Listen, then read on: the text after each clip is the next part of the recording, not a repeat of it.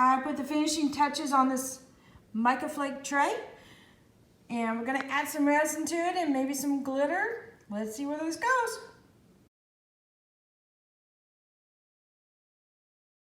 Hey everyone, I've got an enamel tray here that I have gone and applied a bunch of these large Mica Flakes to. And what I've done, I'm sorry, I think I might have a little bit of a snippet of a video that I'm going to place in the front of this if I've got it, but I know I had some video complications. Anyway, you don't need to hear that part. But what I've done is I've used this particular product here, Weld Bond, which is what I use when I do mosaics, and I want to apply them down on a flat surface, not a vertical surface, but a flat surface. It's something I can work on for a period of time. I'll use this stuff, it's super strong. So I put, in this particular case, because I was working in a spiral pattern, I literally put in some spiral lines and worked with the colors and placed them in. And then went back, worked all the way around, and then worked on my next layer and worked it around, and then continue until I had it filled up. So these are the large Mica Flakes, and these are by Colourarte, and they start off like this, and then she's taken some of these guys and applied some of her colors to them. So I used this particular one and this particular one here, as well as these silver ones, which she's calling Champagne Pearl. And then let's see, these guys here, let's see, Aphrodite and Potpourri, which I believe is a mixture of a couple colors. I'm not entirely positive on that, but I did like the blends that were in this particular one for sure. Now, some of the micas, these are a natural Mica Flake, and if you notice, some of these guys here are pretty thick. I mean, that one's probably 1/4 inch thick, but they flake off into these natural, just really, really thin sheets, almost like paper thin. And if you get some thick ones here, you can actually get an X-Acto knife in between the layers and peel them apart. But just do it ever so carefully, because it is an X-Acto blade or some kind of thin blade like that, and they usually have a tendency to be super sharp. So, all right, so we're going to go on to the next step, and here's the plan. Is I'm going to put a healthy coat of resin on here, move it around a bit, because if you notice, some of these guys are raised up a bit. They're glued down in some parts, but not 100% flat glued down. So I want that resin to get up underneath those layers. And so I'm going to move it around a bit before I add some extra colors and bling to it.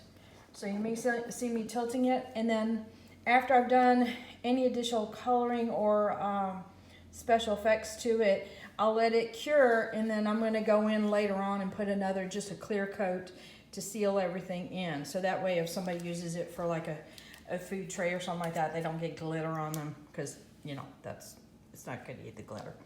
Okay, so let me put this in, clear off my table, and we'll get started. Okay, all set up, I'm ready to go. So I've got some Stone Coat Art Coat already mixed up. It's my favorite go-to resin. And it's a 1-to-1. So in other words, if you needed 6 ounces, you mix 3 of part A and 3 of part B. And mix it up for 2 to 3 minutes. Make sure you scrape sides, bottom, your utensil that you're using.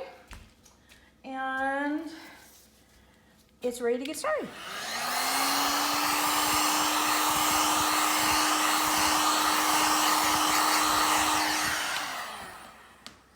So the reason why I heat it up, not just to get rid of the bubbles, it's also to make it so it flows a little easier.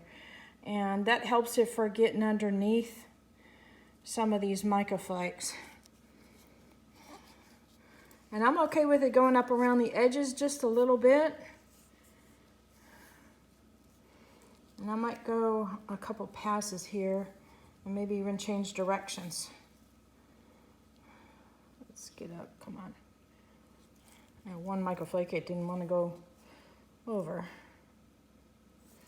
So I will hit this periodically for the next couple hours because of the shapes being, curvy or air pockets being underneath it basically.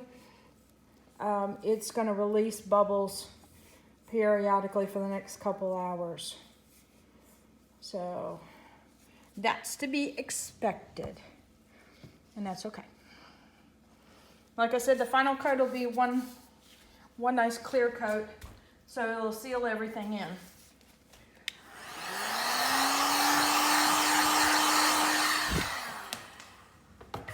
All right.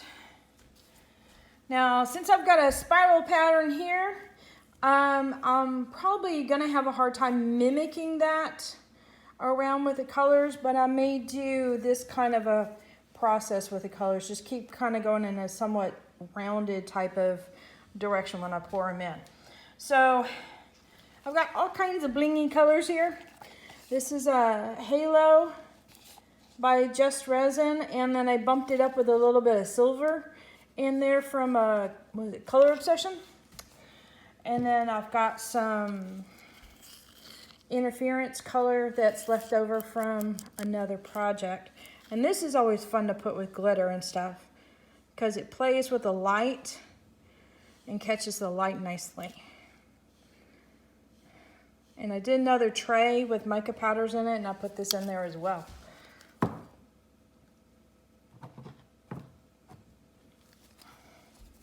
And this is some iridescent glitter. But it's a small glitter, not super fine, but close. I didn't want the big chunky glitter because I didn't want it to add too much texture that would interfere with a very smooth surface, because some of the textures can get pretty thick in this iridescent glitter stuff. But the cool thing about the iridescent is it's also fairly transparent, so you can still see the mica powders underneath it. All right, I'm debating on adding some blue. I did a bold thing and I got some blue here.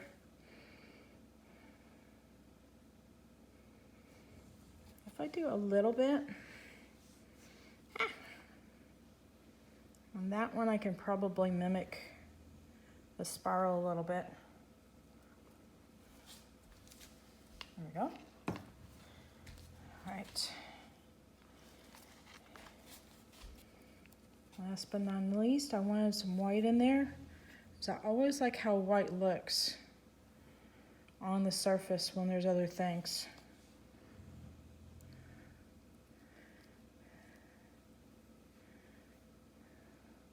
It's like trying to find an exit to come out of there when it's not dripping. So when you want a smooth line, in other words, you don't want a line that comes down and goes, it's best to move your hand faster.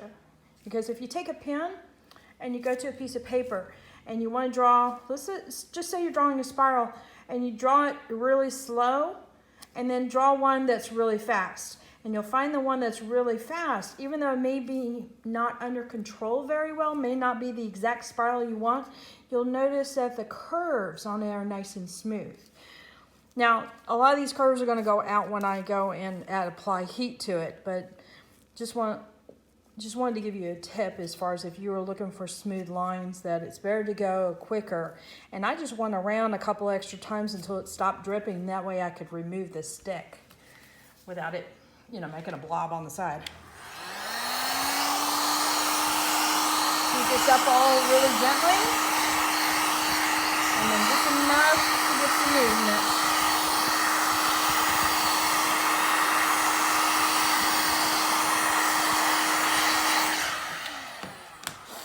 Just a little bit. I did a piece recently where I did some dragon scales as a mold, and the color I actually ended up putting in too much, and I'm debating on where to go with this piece. And I've already videoed the piece, so it's like, what do I do to save it? And I might do an extra layer where I put some extra dragon scales. So, okay, let's bring you in for a close-up on this piece here now that we've talked through that. And you can see mucho on the blingy side. It's actually kind of fun. Now my white is a combination of a white paste from Le Res, but also from Stone Coat. And sometimes when you put the Stone Coat over clear and you move it, you'll get some of these little cells here. Even though it's on, there's clear here. Let's see, where's my finger? I'm zoomed in. See, even though there's clear that's moving across, it still seems to react and wants to create these little cells, which I kind of like. And then the paste does really nice little wispies. So you kind of get the best of both worlds. Oh, that's really pretty. I like that. I was kind of hoping that the spiral would be subtle underneath and that there would just be a lot going on when you start looking at it. All right. So I think we can consider this done for now. All right, hit that like button, hit the subscribe, but more importantly, hit the bell to get notified next time I put a video up. Later, y'all.